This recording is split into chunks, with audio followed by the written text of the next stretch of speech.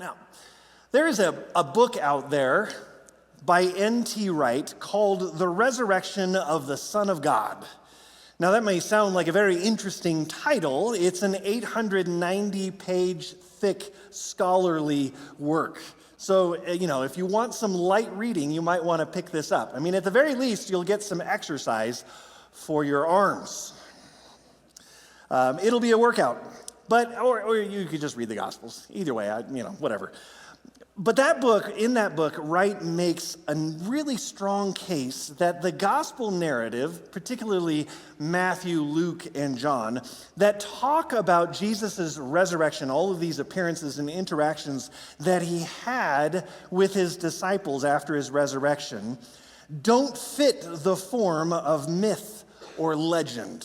And he goes into great depth on this because really that's the argument that gets made often about the resurrection of Jesus from the scholarly types, the secularists in our world. The opponents of the Bible say, well, these are all just kind of myths and legends that they just kind of wrote down.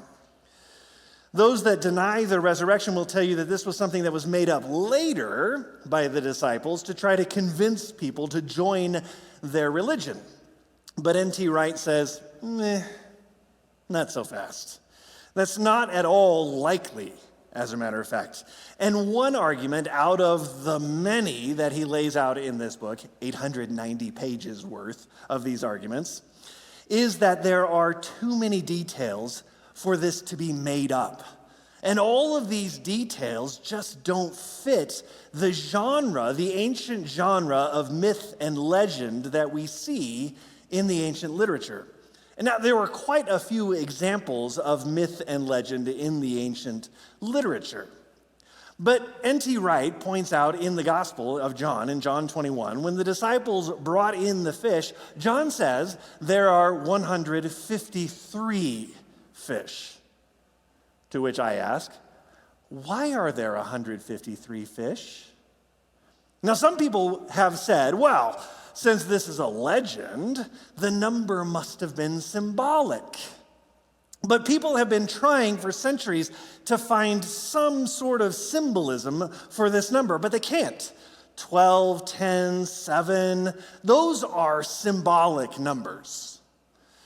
But 153? You see, there's nothing that anybody can find that would symbolize in Scripture. In fact, if nothing else, it's incredibly unsymbolic. So then people have said, well, maybe it was put there to make the story more realistic, like modern fiction writers will do. They'll put in all these details so that you'll think, whoa, this is like real life. But the problem with that theory is that the fiction that you and I are thinking of, with detailed storylines and character development and all of that, is largely a modern phenomenon. It doesn't occur in the ancient world. The legend narratives of the ancient world are noticeable for their lack of detail, actually. For instance, there are miraculous events, many of them in Roman literature. It's something that I actually know a lot about, oddly enough, because I did my bachelor's thesis on that subject. And I know what you're thinking, what a complete, absolute waste of time. And you're right, except that I just now used it in a sermon, so maybe not. But in imperial Rome, every emperor had a miracle narrative. You may not know that. But that's how they could claim then to be God, little g. And in all of these miracle narratives, whether it's Suetonius or Tacitus or Dio, all of the biographers, they would give these narratives, but they would be missing. One thing that you would notice right off the bat is there's no detail whatsoever. Because nobody saw these events, if they actually happened at all. And if you read the biographers' accounts, you can tell that the biographers themselves don't really believe the story that they're writing down. And so you can tell as you're reading that there's doubt about these events. No eyewitnesses, no details. There's actually only one account in all of the emperors of Rome that are listed for us that has even a smidgen of believability, but that one has been proven by historians to be clearly set up. by the emperor and got a bunch of people on board, and then they acted it out in front of people so they could pretend like a miracle happened. Not like anybody does that today. But the Gospels are very different, right? In that there are very specific details. Why? Because these are eyewitness accounts. These come from eyewitness memories. They actually happened. People saw it. So there's no other reason for us to have 153 fish mentioned unless that's the actual number. You would just say a bunch, or the net was so full it was almost ready to split, or something like that. But why 153? Because that's how many there actually were when they counted them. So this happened. But what does it mean? Why did John put it in his gospel? At the end of the book of John, he actually says, there are tons and tons and tons of things that I could have put in my book, but that book would just be too long. And so I didn't put them in, which means that John was being very selective in what he chose. So why does he put the things into his book, into his gospel, that he puts in? Because they teach us something. And the primary thing that we are meant to learn in this passage, from this passage, I believe, is that Jesus shows us our need, resolves our conflicts, and restores to us what God intended for us. He shows us our need, he resolves our conflict, and restores to us what God intended for us. First, Jesus is the mirror that displays our need. That's our first point.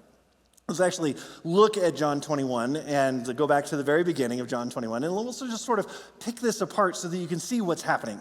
In verse 2, John gives us more details on the setting as he unfolds what is a story of ultimate redemption, probably the best story of ultimate redemption within Scripture, I think. In verse 2, he says, Simon Peter, Thomas, called the twin, Nathanael of Cana in Galilee, the sons of Zebedee, and two others of his disciples were together, 7 people, okay? Simon Peter said to them, I'm going to go fishing. And they said to him, we'll go with you. And they went out and they got into the boat, but that night they caught nothing. You see, these 7 disciples had gone to Galilee. Now, why 7? Because that's how many there were. Right? And they hadn't caught anything. But let's rewind so that we can see the purpose of John telling us this story. Verse 1, after this, Jesus revealed himself again to the disciples by the Sea of Tiberias, and he revealed himself in this way. This is his purpose for telling us the whole story, is to show us how Jesus reveals himself. But he starts off with, after this. After what? After Jesus showed himself to Thomas. Remember, he says, hey, you can put your finger in my hands, put your hand in my side. I'm really Jesus, Thomas. I really am resurrected from the dead. All right, so then after this, there's a time that goes by because all of the disciples were in the upper room with Thomas. So after this is some time after this. We don't know how long it took. Long enough for these 7 to get to Galilee and to go out in a boat and decide to go fishing. But Jesus is doing other things during this time. We don't know what. John doesn't seem to think that's important for him to transcribe for us. Now, maybe these 7 went to Galilee because they remembered what Jesus said he would do after his resurrection. He told them in Matthew chapter 26, but after I'm raised up, in verse 32, he says, but after I'm raised up, I will go before you to Galilee. So maybe they said, well, the logical conclusion that we need to make about ourselves is we need to be in Galilee. Otherwise, he's not going to be before us. He's just going to be there by himself. Or maybe Peter is running away. We'll unpack that in a little bit. But ultimately, this sets up the encounter that we find here in John 21. John tells us the whole reason why Jesus is in Galilee, why he's there with his disciples, is to reveal himself. Now continue on with me in verse 4. Just as day was breaking, Jesus stood on the shore. Yet the disciples did not know that it was Jesus. And Jesus said to them, children, do you have any fish? And they answered him, no. He said to them, cast the net on the right side of the boat, and you will find some. So this is Jesus revealing himself, meeting the disciples in Galilee. And you know what? Here's another clue that this is a true account. What do I mean by that? Well, there's no glossing over the uncomfortable truths.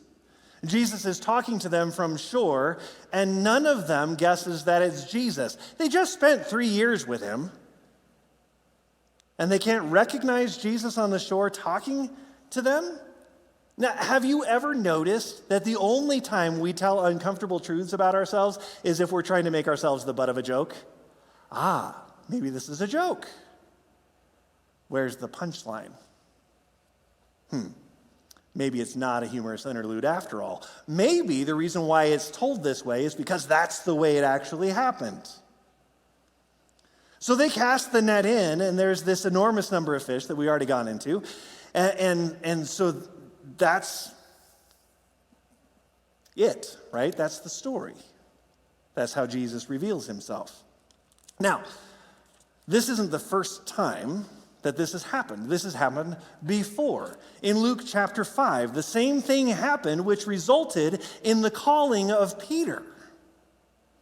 They'd been fishing all night. Jesus comes to them and he says, hey, can I get in your boat and just kind of go out a little bit? I need to teach these people. It's getting uncomfortable. They're kind of packed in tight and they can't really see me or hear me very well. But if I could teach from your boat, well, then we could get the point across. And so they do. And then he says, you know what? Why don't you boys go out and try one more time? Throw your nets in one more. I know you haven't caught anything, but just humor me. Throw your nets in one more time. And of course, Luke says they hauled in a tremendous catch of fish so that the nets were near to splitting. Look at how Luke ends the story in verse 8 of chapter 5. But when Simon Peter saw it, he fell down at Jesus' knees, saying, depart from me, for I am a sinful man, O Lord. You see, that's the calling of Peter. And ever since that time, Peter walks in the inner circle of Jesus. He was one of the three, along with James and John, who were Jesus' closest confidants. See, Jesus gave him the privilege of giving the most input into how they were going to go about doing their effective day-to-day ministry. Now, you might be tempted to say, along with some of the scholars that aren't really very cautious in how they manipulate Scripture, that these are the same incident. Like maybe John and Luke just got the dates mixed up and these are the same occurrence because after all, there's a lot of similarities between these two stories. But I might caution you on that because there are other similarities within Scripture between the stories of the Gospels. There's a feeding of a 5,000, and you may not know this, but there's also a feeding of the 4,000. And the details are different in those two feedings. So therefore, there are two different events, and these are two different events. You see, Jesus is teaching from the boat in Luke chapter 5. That seems like a detail that John wouldn't get wrong if he's telling the story. So at John 21, we see the nets full, and that's what causes John to blurt out, because he's seen this before, that's the Lord. And that's when Peter is galvanized into action, and he leaps into the water after putting on his outer garment. By the way, if you're making this story up, you might want to get familiar with what people do when they go swimming. I don't put on more clothes when I go swimming. You definitely don't put on your coat if you're going swimming, and you know you are. The only reason why you would say it that way is because the events actually happened that way. Peter put on his cloak and jumped into the water, which is weird, but that's how Peter is. He's kind of an all-in guy.